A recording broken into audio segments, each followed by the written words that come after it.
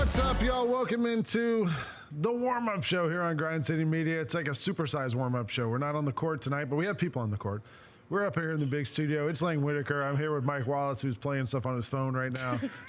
Michael Wallace. Trying to get the show out here. Trying to get the show to the people. Me too. And John Roser is on the ones and twos back in the corner. So welcome into the warm-up show. We got a whole hour tonight. We got an hour-long show tonight because the game's on TNT. So there's no FanDuel coverage, although Pete Pranica is on the call for TNT tonight because game recognizes game. So we got Pete on the call tonight for TNT. We are all here, and then over in FedEx Forum on the court, we got Rob Fisher, we got Brevin Knight, we got Jessica Benson. We're going to check in with all of them over the course of this show where we preview tonight's Grizzlies and Celtics game and get you ready for this big game. And every game now feels like the biggest game of the season the rest of the way here. The Grizzlies are taking on the Celtics. Grizzlies coming in at 44-30. The Celtics, red hot, 55-19, have won 8 in a row, 13 out of 14, 19 out of 22. They had a slow start. They've gotten healthy, and they're just killing everybody right now. The Grizzlies, of course, played the Lakers here Saturday night. Lost 134-127.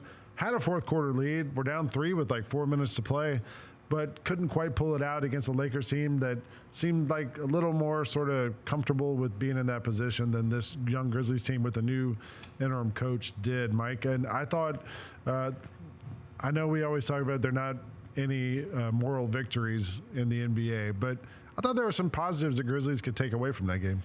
I mean, I want to say yes. I want to say yes. You talked about moral victories, man, and it's tough to get to this point in the season. You're down to the last 9-8 games left, and you're trying to find reasons to explain away how encouraging losses are. Yeah. And that's not what these Grizzlies were about. That's not what the agenda and the expectation was when the season started with training camp. That's not what the expectation was midway through the season when you were number 2 in the West. And so I'm not going to settle for that right now. Like, this is a self-inflicted decision that the team made to part ways and make a drastic coaching change this late in the season. And now, you got to deal with it. And it happened right as you were getting into the toughest homestand of the schedule. And, the Lakers are trying to figure out how to secure home court advantage. The Boston Celtics are figuring out how to get to their best, healthiest game so they can defend their championship. And then on Tuesday, you got the Golden State Warriors, who are now all of a sudden trying to get up to 6, or 5 and pass you. So, it's no time right now to take inventory of what you're doing well. You got to get wins if you want to win, and then you got to get to the playoffs as best as you can. Yeah, John, what did you think?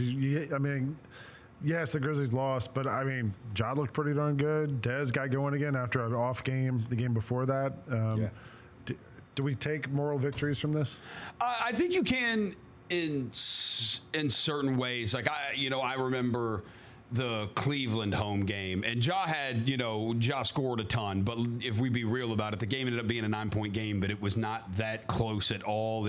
Cleveland pretty much took off from the beginning of the game, and you never felt like you had a chance. Yeah. And the Grizzlies got down 20 in this game early, and they fought back, where I think probably a week or two ago, it gets to 20 like it did, and then it goes to 25, and it goes to 30, and you never really get close at it. And I thought the Grizzlies did a really good job. They fought back the other night. They showed some fight.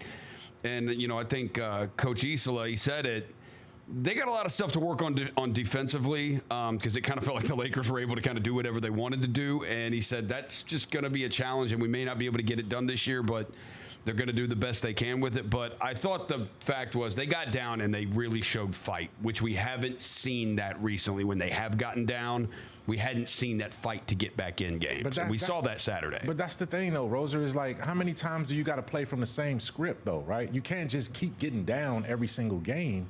And, yes, we do see that they make a run. Every single game, they make a run to make it look competitive, and then they give it up. They let go of the rope again. Like, at a certain point, you have to hold the team accountable for the performance and the expectation that they set. Zach Kleiman said for 2 years now, the championship is the North Star, right? You're paying 3 guys maximum amount of money. You're not paying them to get into the play-in. You're not doing this to get more victories at this point. And again, like, if you go into the like the thing is, what we're doing is we're getting you set up for a big time game. Yeah. And it's time for the Grizzlies to try to win a big time game. right? Like. Look, Mike, I'm just trying to be positive here on a Grizzlies pregame show. If you want me to keep it real, keep it real. It's time to keep it real with the people out here, man. Keep it real, Roser. Hey, look, you bought the big hat out, right? Where's the big hat? Yeah. Where's the big hat's back here. It's a big hat for a big game. All right, so you're not even wearing a big hat. It's a big game. It's a lot of big cap. All right, well, you know what? Roll. The lane. Come on now. There you go. There you go. Now, Big hat keep it for a real. big Keep it game. real. Keep it real. Your best win of the season came against these Celtics. Your best win of the season came against the Celtics. No, it absolutely did. In Boston. In Boston. Yep. Is it time for them, yes, to win? They need to win either tonight or tomorrow night. They do need to win one of these for me to actually start to have some hope. They need to win one of them. What if, I was actually talking about this out on the court earlier with somebody. What if they lose tonight, but it's sort of the same script as that Lakers game? You know, like it's competitive. Like, does that give you any kind of hope going forward? Like, you know, it's not getting blown out like the Thunder blown us out every time we played them. You know what I mean? Except this last time we played the Thunder. It was closer, yeah. It was not. The Grizzlies were up midway through the fourth quarter, and then it just got like away against the from Lakers. Wheels fell off. Yeah. I agree with you. I do. You want to see fight. Do you expect to beat the defending champion Boston Celtics? No, you don't. But you expect to beat the Lakers on your home floor. Yeah. You expect to beat Golden State, who's behind you in the standings, on your home floor, no matter what the circumstances are. But until you show some kind of toughness with defense, and we can't just, how many games are we into the season now, Lane? 74. 74 games into the season, all of a sudden figure out how to start playing defense. That's unacceptable, man. And that's an effort thing. You can schematically put together whatever you want to put together offensively and defensively. But I'm looking right at the camera right now. Credit to Desmond Bane, because Desmond Bane the other night spoke the truth in that locker room when he said you could put all the schemes and all the thoughts and all the preparation you can from a coaching staff or front office and everybody else, but when the whistle blows, it's on us, and we haven't done our job. It's time to do your job because you're healthy, Ja's relatively healthy, Jaren's healthy. This is what this team built this foundation for is now. And now you got to go do it. The coach that got ridden out of town is gone. Now who's it on? It's on the players at this point. Let's get it done. I thought the first half of that Laker game, it kind of followed the blueprint we've seen a lot. Teams making all their threes. You're like, man, they can't keep shooting like this forever. And then they do. They were 12 for 24 on threes in the first half. But then in the second half, the Grizzlies came out. I don't know exactly what things changed, but they only made 7 threes in the second half, the Lakers. The Grizzlies held them to, I think, 3 in the third quarter. But changed some things around. You could tell, and you could dominated that third quarter. Yeah, and looked great in the third quarter. Ran away with it, and that's how it kind of gave them the momentum going into the fourth. New coach Tuomas Isalo said after the game that that was the first quarter. Really, he was like, "That's what kind of cost us the game. We got behind so big that we couldn't catch up on it." I thought it was interesting. We have a clip here of Jalen Wells after the game the other night talking about some of the things defensively that the Grizzlies need to improve on and what they can actually kind of hone in on. I mean, I think we did a pretty good job just turning around. I mean, obviously we came out a little slow, kind of hurt us in the end, but I think we're in a good spot. What do you guys have to do defensively? I mean, because this is something that's been, a challenge the second half of this season. Defensively, where have you guys let it go, and how do you guys get it back? I think it just starts with keeping the ball in front, just making us cause too many rotations. But we made a couple of tweaks. Coach got on us at halftime, and I feel like our second half defensive effort was a lot better. Well, as a team, I'm sure you guys kind of come together and rally around and stuff. Anything come to mind in terms of how you guys want to come together, despite everything being said on the outside, and kind of getting back to playing basketball? Yeah, I mean, just knowing that we still got the same players. We got great leaders, Josh, Jaren, Dez, and keeping our mindset right. We just came together. We had our own meetings. We had a meeting with the coach, and just making sure we're all on the same page. Is it possible to improve with only 8 games left in the season? Yeah, I mean, I think we can improve every game, defensively specifically. I think that's the goal, is to get better every day. What is the expectation? And you're a rookie, so you haven't been around a long time. But is it still fair to say the expectation is still to finish in the playoffs, win a couple series, and is that, or is it just, hey, we have to do whatever we can with what's left? I mean, that's where my mind's at, is winning the championship. I'm sure everyone else in here is thinking the same thing. We think, we're a very talented team. I think there's no reason why we shouldn't win. Shout out Kaki Gleiber with the photo bomb on that clip. Roser, you were saying you have a take on these slow starts. Well, it's not even really a take. It's just a fact. Specifically with the Lakers game, there's the truth of this team. Like, if Jaren Jackson Jr. is only able to play 8 minutes in the first half with foul trouble, like if Jaren Jackson Jr. is in foul trouble, like they're gonna get down. Like they're gonna, like it's like, I'm not saying if Jaren plays a full game without foul trouble that they're going to definitely win the game, but I'm saying if Jaren is in foul trouble for a good portion, like it has been shown over and over again with this team, especially with the inexperience and the lack of frontline depth, and especially now with Brandon Clark out, like they are going to struggle and struggle big time without him on the court. Isalo actually mentioned in tonight's pregame, that was the one thing he called out was Brandon Clark. And he was like, he was talking about substitutions, rotations. He said he kind of wants Zach Edey to start going forward. He just wants some continuity. He's like, we don't have a lot of time to change things up, so we're going to try and stick to things. But he said the thing that no one has really talked about is Brandon Clark being out totally changes your front court rotations. And the Grizzlies are trying to compensate for that. And I think that's why Lamar Stevens was the first guy off the bench on Saturday night, because what are you going to do? Like, Brandon Clark was playing such a big role for this team, Mike. How do they fill that void? Lang, you called it, man. I mean, Brandon Clark was a starter at the beginning of the season, right? I mean, he started alongside Jaren Jackson Jr. That was their best defensive front court combination, was Jaren Jackson Jr. and Brandon Clark. And, the Grizzlies announced today that fortunately, Brandon will be able to avoid surgery in this initial round of treatment for his PCL injury with his knee that's keeping him out the rest of the season. So the team is saying that he will have non-surgical treatment for it, and he should be back for the start of the next season, next fall. So good news on Brandon Clark right there from that standpoint. But you can't replicate what he brings. Lamar Stevens is as close as it comes, but the bounciness, the awareness, the know how you move your feet, the switchability, a guy that can defend Luka or LeBron on the perimeter, no one's going to stop them. But you didn't have one of your key guys in that opportunity, and he's not there. But you can't go back to that. Like, he's not going to be there now. Yeah. He can't be the excuse anymore. You got to figure this out. And Roser, to your point, yes, you're not going to be able to stay in many games early if Jaren is in foul trouble, which puts the onus on Jaren not to pick up your first foul 2 minutes into the game. Well, Mike, as we were up there at the radio table, and a couple of those were just two of the three fouls were like, dude, what are you doing? What are you doing? What are you doing? Like if you get your hand in the cookie jar against Luka, a lot of people do that. They also burned their challenge early and lost it, so they couldn't challenge any more plays the rest of the game. Yeah, that's Although tough. you notice every time they call a foul on LeBron or Luka, the first thing is this. Oh, every time. Every time. We do have an injury update for tonight, tonight's game from the Boston Celtics. Jaylen Brown's out tonight. Huh. Yeah, Jaylen Brown will be out tonight. Luke Cornett also is out tonight. Jaylen Brown is out with, I love how fancy they get with injury reports now. We know it from ours because ours is like a mile long usually. Jaylen Brown is out with right knee posterior impingement. Yeah, I think so that's no Jaylen Brown. Hurts. Yeah. But you know who's not out tonight and who's here with us and is going to carry the load for us from FedEx Forum? Rob Fisher is down on the court over there in FedEx Forum. He's got Jessica Benson alongside him, and let's go check in with Rob and Jessica. Hey, thanks, Lang, Mike, and Roser. We are down here on the court awaiting tonight's matchup between the Memphis Grizzlies and the Boston Celtics. And Rob, this homestand, one of the trickiest of the season when we were looking at the schedule going into it. Add in all of the extenuating factors that have circled around this team going into this. I found out from one of the Celtics reporters, the Celtics team riding an 8-game win streak, obviously second in the Eastern Conference. They are the best road team in the NBA this season. And if they win tonight, they will have the longest road win streak in Celtics history. Wow.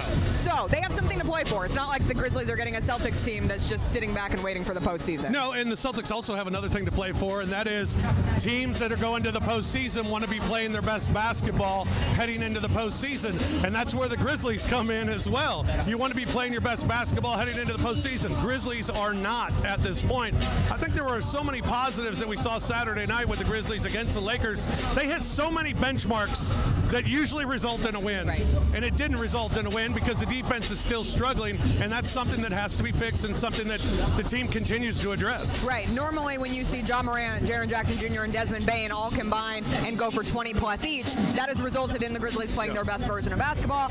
Zach Edey had what I thought was one of his best games of the season, comes out with a double-double, and ultimately when you look at the obvious transition and interim head coach Tomas Isalo, as we all continue to repeat after me, Tomas Isalo, he only had so much time, right? Coming from the separating ways with Taylor Jenkins on Friday, you get one shoot-around, and then you go into that game against the Lakers. Now there has been a practice since this team last played. They go into this game against the Celtics, and I think you nailed it. The biggest thing that has to be a focus is defense, because for a team to give up 134 points, it means you got to score 135 to win, and that's a hard thing to do. I mean, going into a game where you feel like you're struggling stopping the three-point shot, this is a team that shoots the three-point shot. The last time these two teams met, the Celtics took 60 threes. 60 threes. Now, they only made 18 of them. They only shot 30%, but only lost the game by 6. So this is a team, they're going to jack it up. And basically, Grizzlies are going to have to be ready for it. They're going to have to do a much better job on their rotations, much better job on their closeouts. And that's something, again, that's been discussed in the little time that they've had with the coach and the players. And it'll be very interesting to see. The last time the strategy was, all right, we're not going to let Jason Tatum beat us. We're not going to let Jaylen Brown beat us. Drew Holiday, go ahead, take 17 threes. And he only made 4 of them, so that calculates into those 60 threes taken, and it proved efficient for the Grizzlies. Now, do you fault back to that? Because that is one of the things that has stuck out in some of the defensive woes. There's always just that guy who shouldn't have a big game, and it's Gabe Vincent for the Lakers, and there's been a number of those players, so you don't want it to bite you, but it is something that can help. Well, I mean, the bottom line is those other guys, sure, you want to make them beat you, and we've seen those guys beat us, and the problem is it's because they're wide open shots. I mean, you look at these warm-ups behind us, anybody on the floor that has a wide open three, which they do in warm-ups, they knock them down regularly.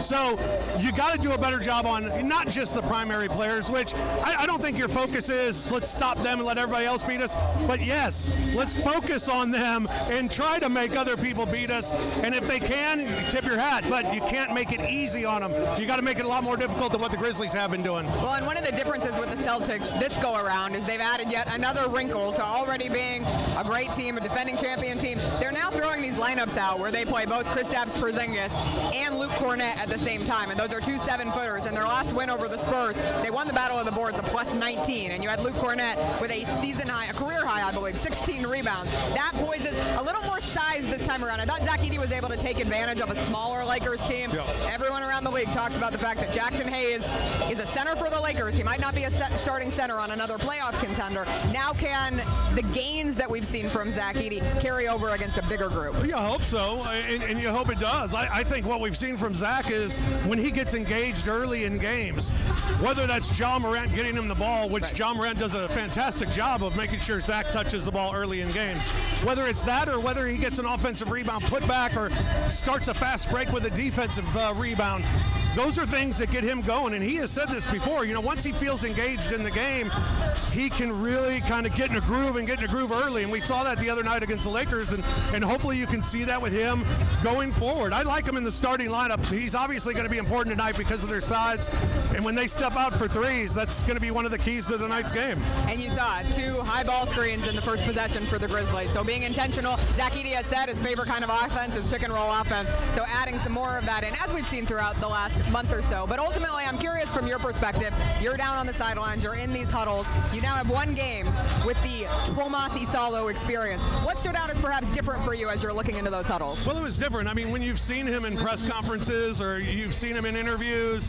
he's very deliberate, he's very thoughtful, and he's that way in the huddle. I mean, it's not a lot of fiery, it's more deliberate coaching, and when he's doing it, the thing that impressed me, at least in that first game, is when he's drawing on the board, he's also looking at you in the eye.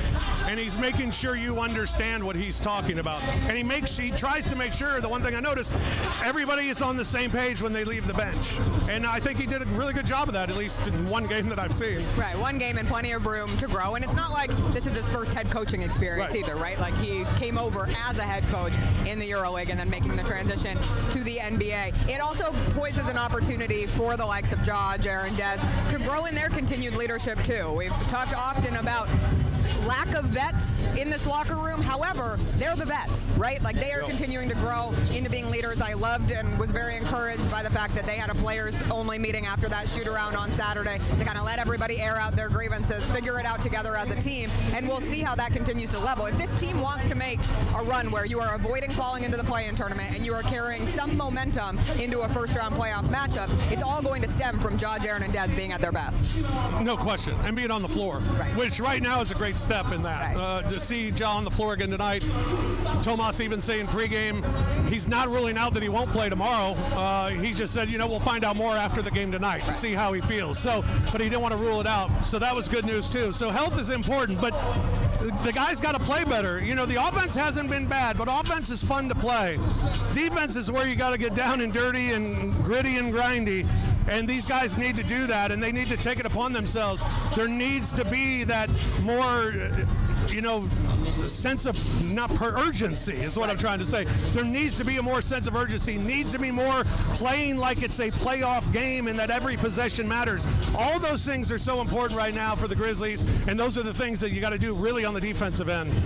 Dirty, gritty, grinding, urgency. I'll throw prideful in there. Yeah. Oh, absolutely. Pride. And this is where those little games in the standings matter. And to have the Warriors coming in tomorrow, right now a team that is one game behind you, but every game counts in terms of, one, potentially finding a way to home court advantage in the first round, or the difference of having to play into your playoff lives in the play-in tournament. Yeah, no, and I thought the other night, again, the one thing that was different, that was really good, they didn't turn the ball over that much, and I thought they were more focused to detail on the offensive side, but you still give up 130, and you still give up almost 23, so that side's just got to be a lot more dialed in than it has been, and hopefully Tomas can get through to this team and they can do that. And hopefully getting some more from role players as well. Scottie Pippen Jr. has been very consistent, but Luke Kennard, if you're going to play 21 minutes, I would love to see Luke Kennard take some threes tonight. I would love to see some contributions from Santi Aldama. Perhaps one of these games is where Vince Williams Jr. finally starts to put it all back together. Yeah, absolutely. I mean, Luke, you're exactly right. 21 minutes, no shots. I mean, that's just unacceptable. I mean, that can't happen. So, yeah, you need more help from the bench. The bench was so good for you early in the season, and it needs to be good for you now. And some of those guys got to step up, and we'll see who it's going to be. Scotty's been great here recently, so hopefully he can lead that unit and you can have more success. All right, we are counting down to Grizzlies Celtics here at FedEx Forum. You're watching the Grind City Media warm-up show. We'll send it back to the studio.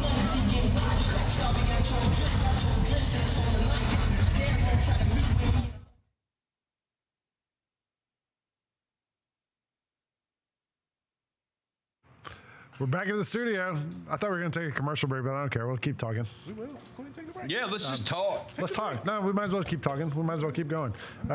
Because they're over there on the court. We saw Ja out there. Ja finished with, 25, 10, and 8 the other night. Almost a triple-double. His first game back.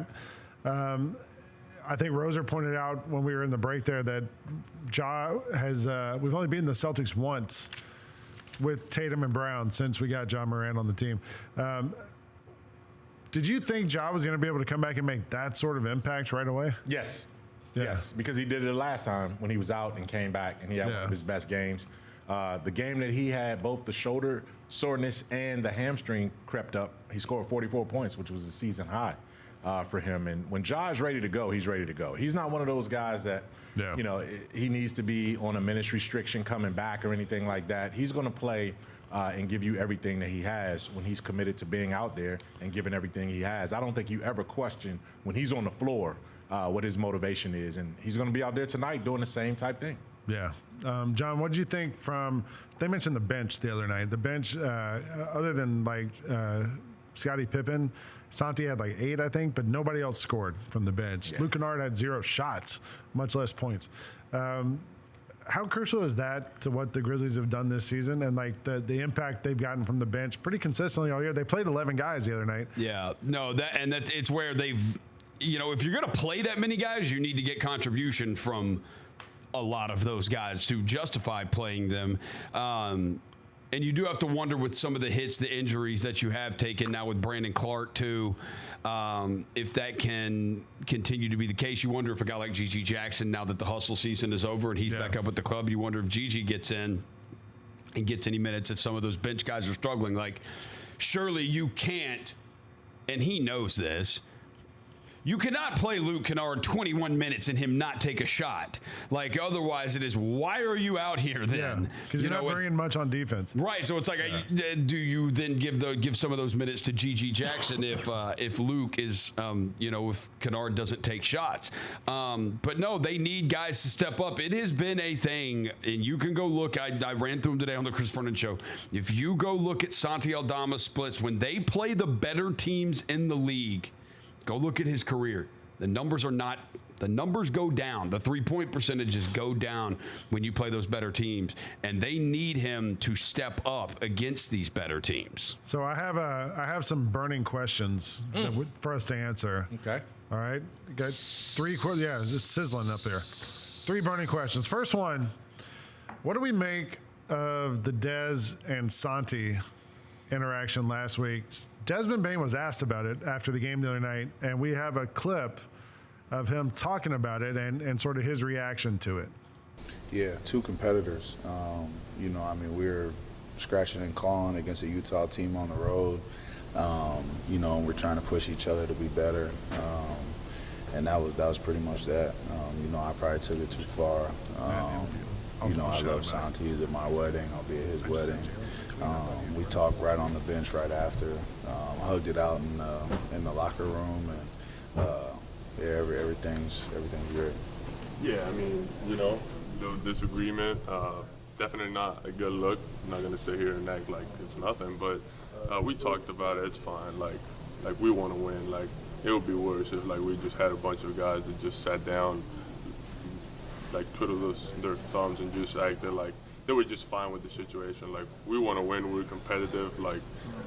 We just said what we said and then moved on. Just got to find a way to, win games now. And, if that's a wake-up call, then so be it. By the way, shout out Matt Infield from WMC for putting that together. When it happened, I think everybody was like, oh, wow, look, Santi and Dez. But I think it was more just like the situation the Grizzlies have been in the last few weeks. It felt like, to me, it was more, we've been around the NBA forever, Mike. It felt like you see it from time to time, just guys get frustrated. And, I call this part of the season the Southwest Airlines, because everybody just wants to get away. And I think to me, that seemed like more of what it was. It should. I say this. It shouldn't be the Southwest portion of the season. Yeah. You're here to win a championship. Yeah. It's not time for you to want to get away. If you're the New Orleans Pelicans, you want to get away. Yeah. Right. If you're the Portland Trailblazers, you want to get away. They left a while ago, though. That's what I'm saying. If you're one of those teams, you're not trying to do. If you're Chicago, you want to get away. I don't know if you want to go in for a play-in again, but.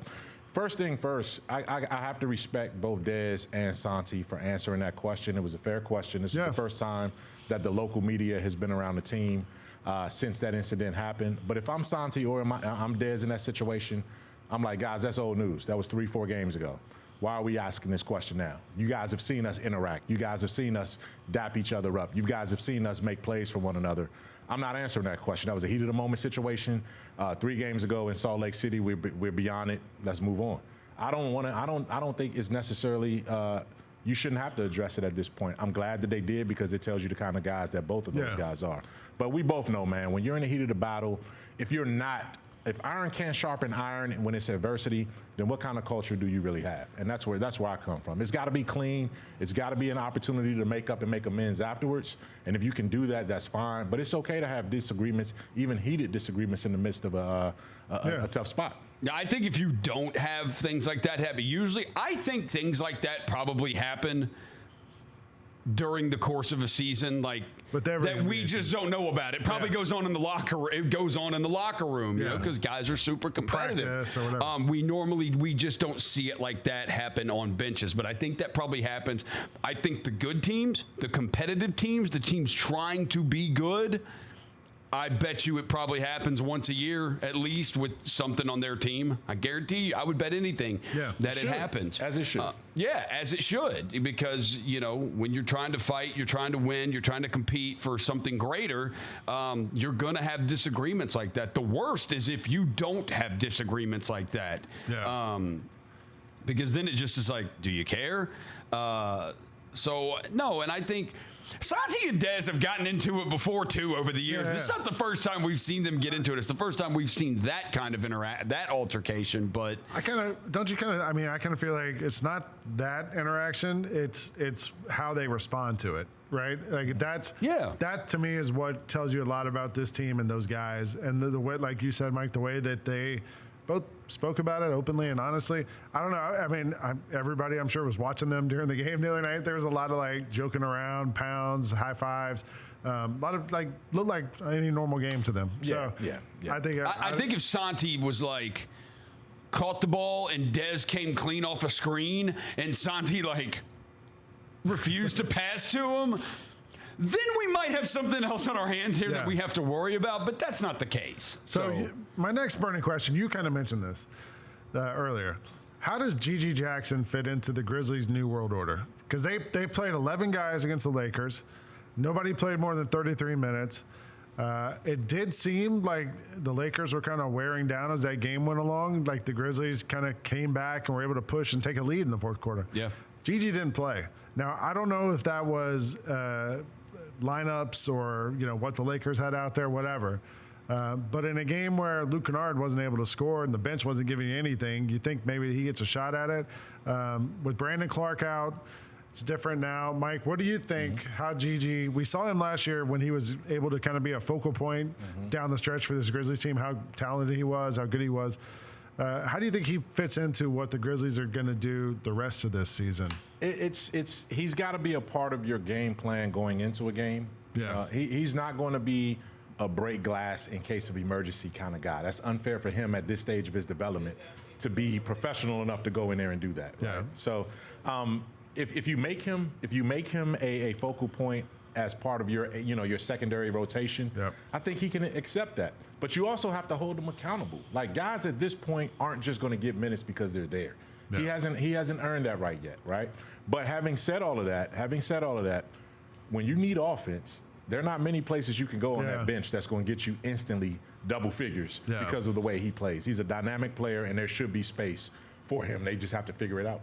We're going to take a quick break. I want to ask you about this too, John, when we get back. But we're going to take a break because we haven't taken one yet, and we're 31 minutes into the warm-up show. We're going to come back. We're going to talk some more. The warm-up show or the Chris Vernon show? I don't know what it is. we're going to talk. We're going to talk some more. We're going to have Fish with Brevin Knight joining us from the court. You're watching the warm-up show live on Grind City Media.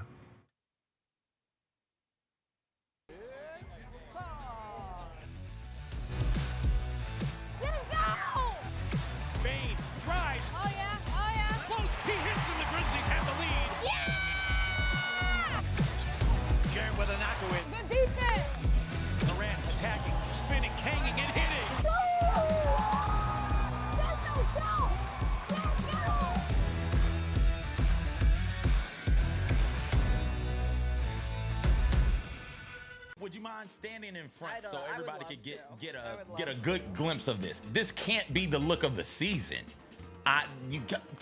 This is not the look of the season, Jessica. Like. Tune in to the Jessica Benson Show with CJ Hurt live every weekday at 8 a.m. on YouTube at Grind City Media and the official Grind City Media app. We are in March, which is Women's History Month. True. And we were talking about how do we kick off the show? What can we talk about? And we were like, why don't we talk about women's shoes? The Sabrina one. Okay. Can't go wrong. Right? That's a good shoe. And the two, you could argue, is even better. But the one's you can't fine. have the two without the one. Yeah. Though. In the month of February, the Sabrina 2. was the second most worn shoe in the NBA in minutes played. The Sneak Fest Show, live Tuesdays at 2 p.m. on Grind City Media on X, YouTube, and the official Grind City Media mobile app.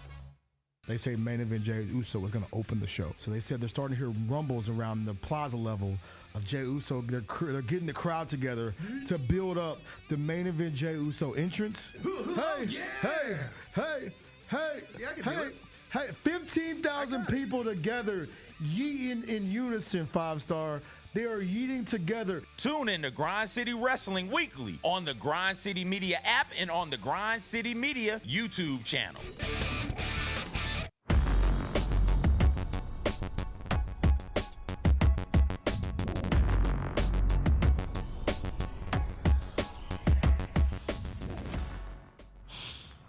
Welcome back to the warm-up show. Roser Math working over there. No, Jalen told me, he goes, and you can cue him. And I was like, I didn't know it was just going to stop right there and go to you. I didn't know I was supposed to then go Thanks. 3, 2, 1. You're watching the warm-up show. I'm not a technical here on Grind City director. Media. I'm Lang Whitaker. That's Michael Wallace. That's John Roser. We're getting you ready for tonight's big game between the Boston Celtics and the Memphis Grizzlies here at FedEx Forum. The Grizzlies trying to get a win against one of these good teams. I think we're 10-21 against teams that are over 500 this season. And this is one of the teams we beat that's over 500 this season, the Boston Celtics. So we already got a little injury update. Jaylen Brown out tonight for the Celtics, along with Luke Cornett. So there would be no Cornett contests coming from him. But the Grizzlies are going to try to win a game under the Tuomas Isalo interim coaching era here in Memphis. We were talking about G.G. Jackson. How does he fit into the Grizzlies' new world order?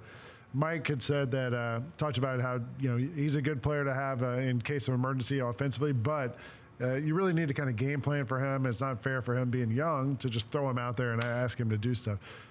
John, you got to see him with the hustle the last couple weeks. What did you see from him playing with the hustle, and how do you think that translates to the NBA?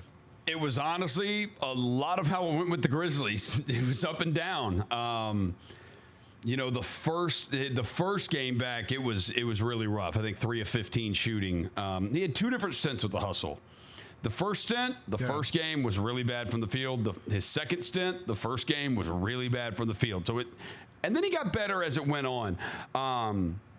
But there are.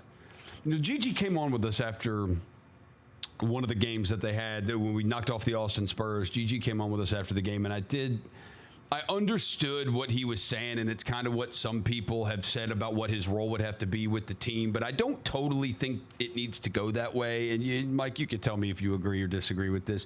Gigi said, that like the coach had telling me, we don't need you to score. We need you to do the other things out there on the court. We need you to play defense. We need you to rebound, hustle, get loose balls, and things like that.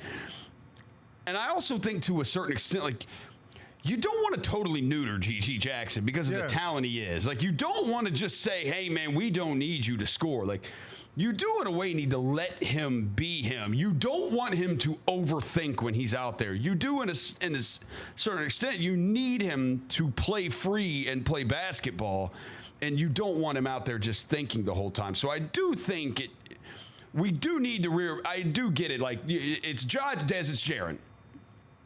But there is a role for Gigi to be able to score on this team and not just be someone, he doesn't need to do that. He just needs to do little things. You do need his offense. Last thing I wanted to ask you guys, my burning questions. Do the Grizzlies have time to turn this thing around? There's, 10 games left now? No. There's 8. No. 9? 8. We're at 44 and 30. So, the homer in me, the homer in me believes yes. Like, I want to believe yes. Like, they can. Like, the same way, like, the teams that I care about, like, I hold on to that hope. I still hold on to it.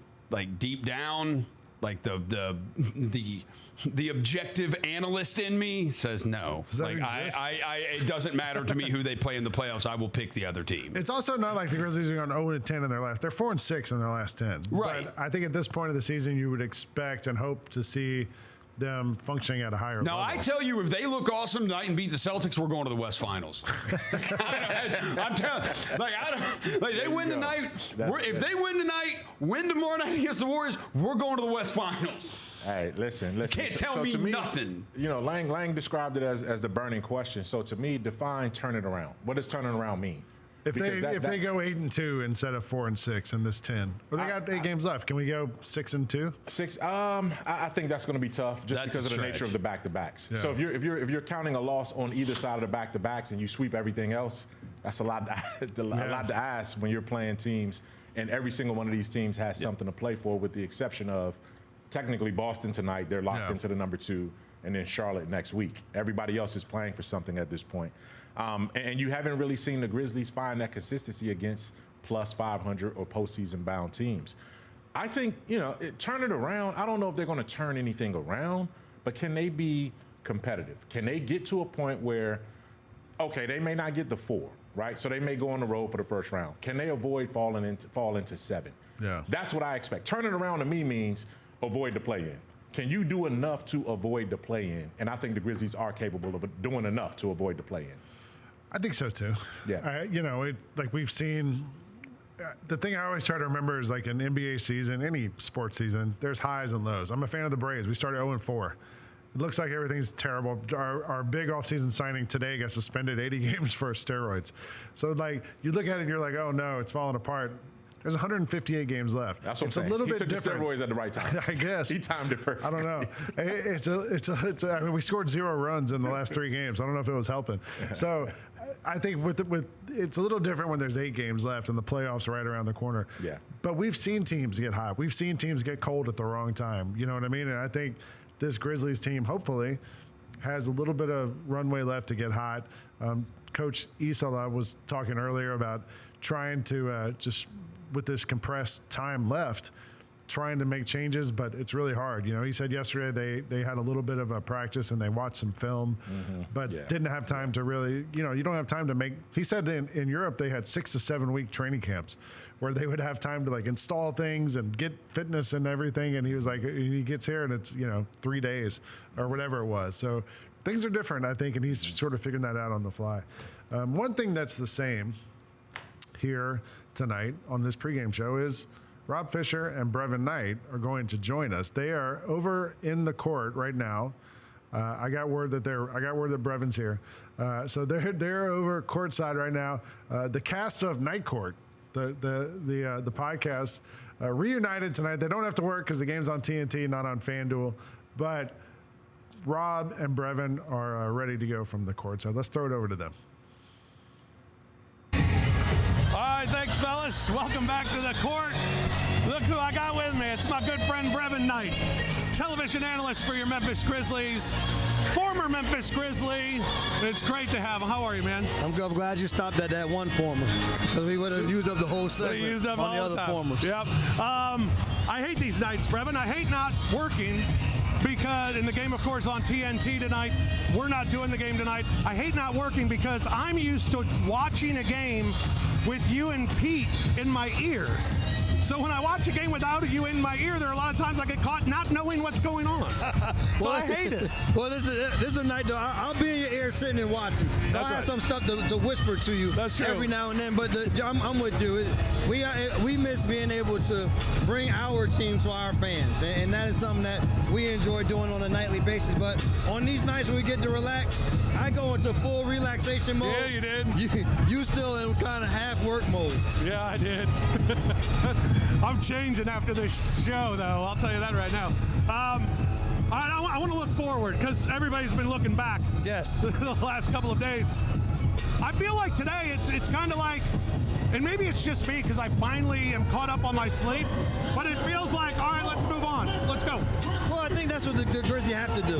At some point, we talk ad nauseum about what happened, but they also know that there's still a task at hand, which is finishing in the top 6 and securing a playoff position. And so because they are still in the midst of that race, that at least gives you something else to focus on.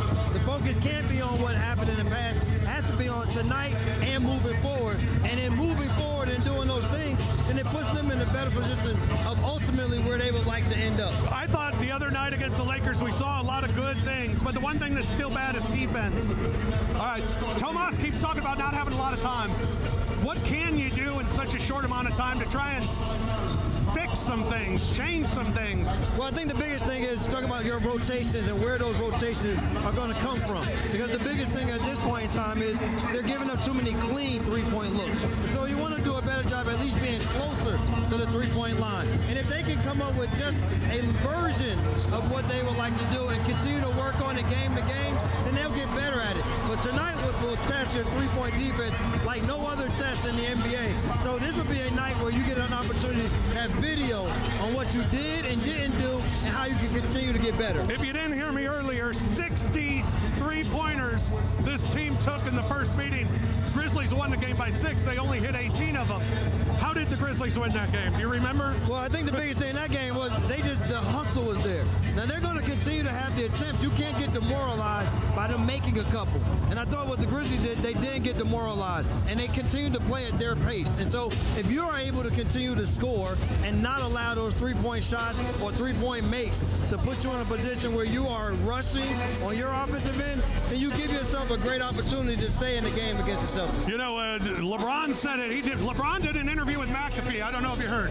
I think I might have heard at some point in time. But he said it goes for all teams, and he's exactly right. Health is first and foremost. Yes. And it looks like, with the exception of Brandon Clark, which is for the second time in his career, a major injury, he's almost been overlooked because of other things that were going on. But with the exception of Brandon Clark, as healthy as you're going to be the rest of the way. Yeah, and this gives the Grizzlies a great opportunity to work on what their rotations will look like. You understand that your star guys will have to play heavier minutes than what they have played throughout the season. And so with those minutes combined with the opportunities of other guys to be able to step up, yes, Brandon Clark will be sorely missed in multiple areas. Offensively and defensively, he's going to be missed. That means that someone else has to step up. But because the minutes increase for your starting guys, it diminishes a little bit in terms of what the other guys will have to do. But if this team can stay healthy, then we feel as though they give themselves a realistic chance no matter who the opponent is. What do you expect in a game like tonight? What do you expect from this team? Well, I expect to see what we saw in spurts against the Los Angeles Lakers, which is we saw the Grizzlies be more and more energized than their opponent. Make the second and third efforts. And if they can make those second and third efforts, then that'll give them a chance to win because as many threes as they take, they miss a lot of threes also. They can get hot and make some, but on those misses, can they push the basketball? Can the pace be where they like for it to be? Can they draw fouls against this Celtics team? There's going to be a lot of switching defensively for the Celtics. Can you find the mismatches when they do switch? They're going to have to be effective on the offensive end so that it protects their defense as much as possible. Tatum's the star of the team, right? Tatum is definitely a star, and I think he continues to prove that he is their star. Yeah, an all-star, superstar, Jason Tatum? Well, I think the only reason why people don't put him in that superstar status is because he doesn't have a lot of extra charisma. So he is just an excellent basketball player. You don't hear him do a lot of interviews. He's the guy that goes out and just plays the game. But you want to talk about super talent? There aren't many more players in this game more talented than Jason Tatum. Yeah, he is pretty special from St. Louis. Shout out to the Lou. I thought the horn went off. I thought they were going to go off. They didn't. All right, we can stay here for a minute. Grizzlies and the Celtics tonight here at FedEx Forum. Very casual, Brevin. Very uncomfortable, Rob. With you. We're going to get to sit and watch a game tonight. So sitting and watching a game. Do you have a routine when you sit and watch? No, the routine is all thrown off. You know, I made sure I still went upstairs to say hello to our people upstairs. Yeah. I still walked outside just to get the weather, and then I walked down the middle of the stairs. So I kept a semi-routine of what we normally do when it's the two of us, but I felt very lonely because you were down here acting like you're working instead of being chilling with me. When you're at home, what's your snack of choice watching a game? Grapes. Grapes? You know, this is healthy BK now. I don't like them. I don't like them. I like to have me some grapes, but that's after I have some spaghetti and meat sauce.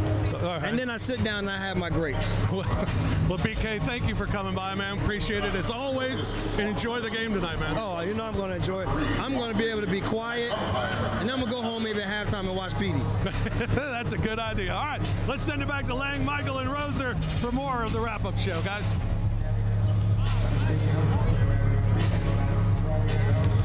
All right. right. Thank you, Fish. Thank you, Brevin. We're going to take one more break, and we're going to come back here and wrap this thing up.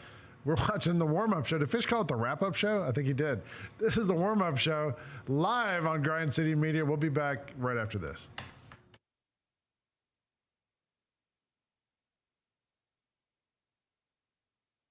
And obviously there's never been one deeper than this. What's it like been coaching in this? The reason for the league being so good is the commitment. Commitment to coaching, commitment to facilities, commitment to the NIL across the board. There is not anybody in our league that's not investing in all those things. The Gary Parrish Show, live on weekdays at 10 a.m. on YouTube at Grind City Media and the official Grind City Media app. We touched on this earlier, the panel here, about what really has been the mainstay of the Grizzlies, and that's Jaren Jackson Jr. Tripp has just been awesome. He's posting guys up. He's stronger than he's ever been. He's physical, and he's scoring all type of ways. Hey, Grizzlies fans, be sure to tune in to Grizzbeat, where the panel and I break down all things Grizzlies and take a look at the rest of the NBA as well. The show is live every Wednesday, 2 p.m. on YouTube at Grind City Media and the official Grind City Media app. We had big classic news from the Southern Heritage Classic last week when it was announced Arkansas Pine Bluff and Alcorn State will be the two classic participants. Being a part of the classic is a big deal. It's the third year for UAPB and the first year for Alcorn. So I'm just glad we were able to get it done. Get all of your HBCU sports and culture news by tuning in to HBCU Huddle with CJ Hurt and Mike Wallace. New episodes drop every Thursday on grindcitymedia.com, YouTube, and Spotify. Let's go! Bain drives. Oh yeah. Close. He hits and the Grizzlies have the lead. Yeah! Jarrett with a knockaway. Good defense. Morant attacking, spinning, hanging, and hitting. Let's go! Let's go!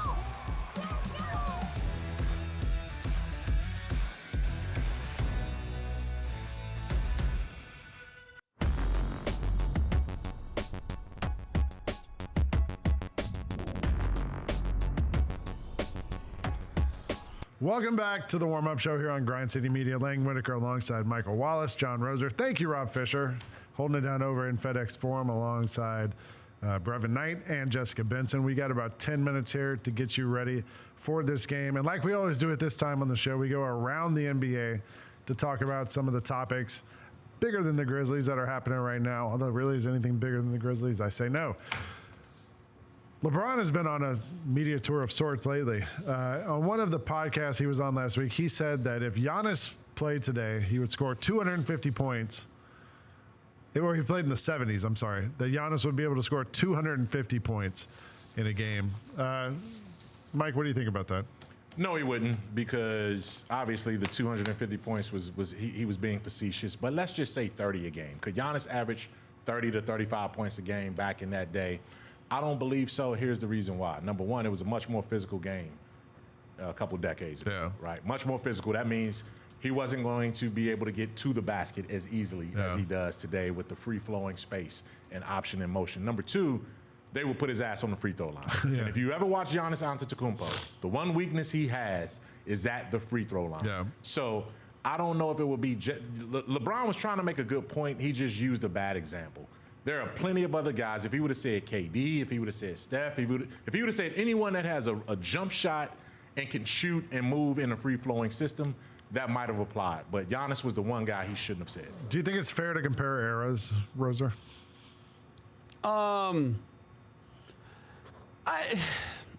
Not for role players, it is.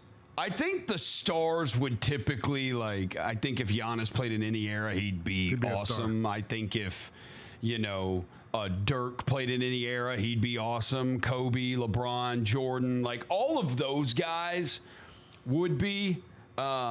And that goes for even people who don't think John Stockton would be awesome today. John Stockton might freaking be the best point guard in the NBA if he played today, especially with a wide open system, the way that dude could pass. Holy crap.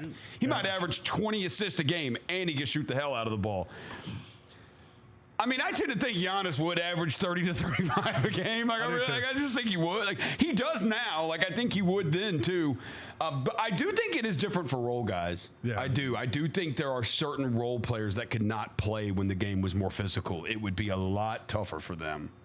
All right. Speaking of LeBron going on all these podcasts lately, there are odds now that you can bet on which will be the next podcast LeBron goes on. First things first, Club Shay Shay, the Young Man of the Three, the Draymond Green Show. I mean, is there any of these that you guys would like to see LeBron go on? I'm going to go with Club 520. I'm a big Jeff Teague guy, and that's a hilarious podcast. I would love to see that. What show would you want to see him on? That's funny because I see Podcast P is down there, and Podcast P said he's focusing on, turning the Philadelphia Sixers around, right? Into the playoffs. They're not going anywhere. He's going to be on the barbershop. He's going to be on his next show. He's going to be on his own network. He's going to do his own thing. He's not going to waste any more time. I think he was strategic in going on the Pat McAfee show because he knew that would troll Stephen A. and really get under his skin because that's Stephen A.'s in-network rival, so to speak, with ESPN.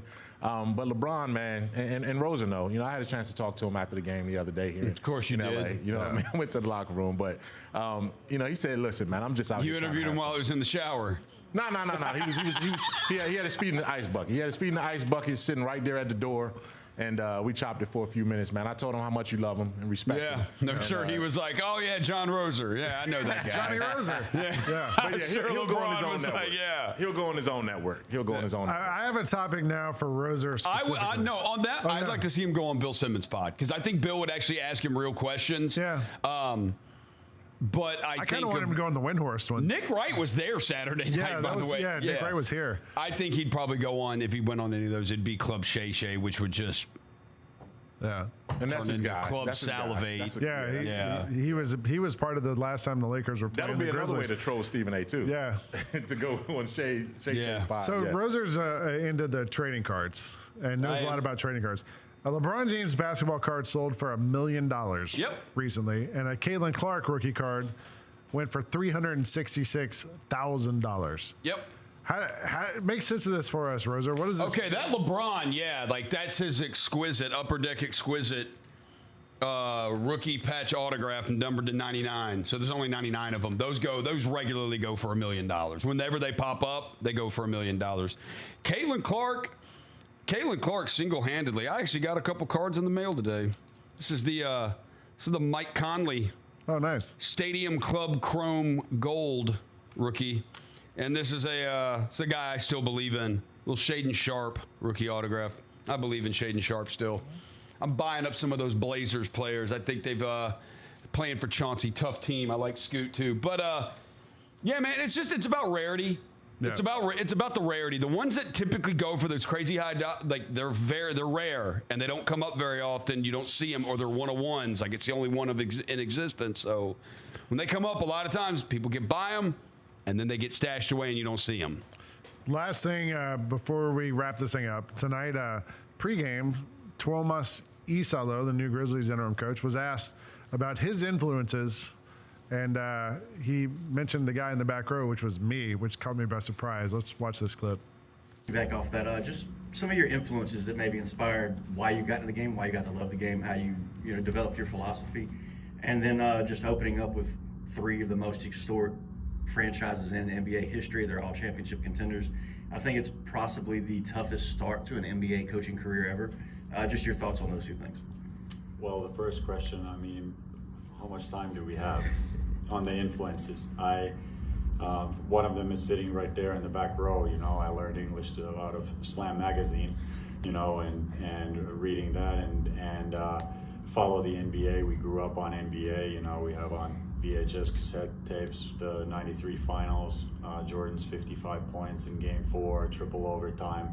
Like these games, we grew up on that, and with me and my brother, and we were complete basketball freaks. And after that, once I started understanding a little bit about the game, like I was very happy to be about 23 when the 7 seconds or less Suns first came out, and that was a big influence for me because that was kind of a different style that was being played in the NBA.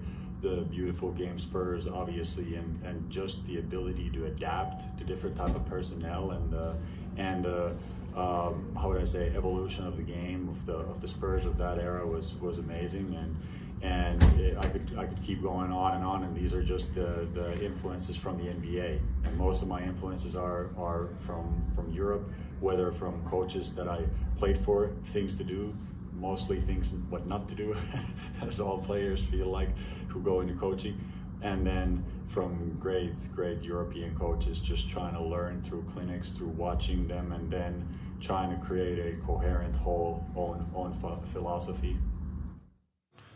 So tomorrow night, when the Grizzlies take on the Golden State Warriors here at FedEx Forum, it is Slam Night to celebrate Jaren Jackson being on the cover of the new issue of Slam. Tonight, they're giving out watches.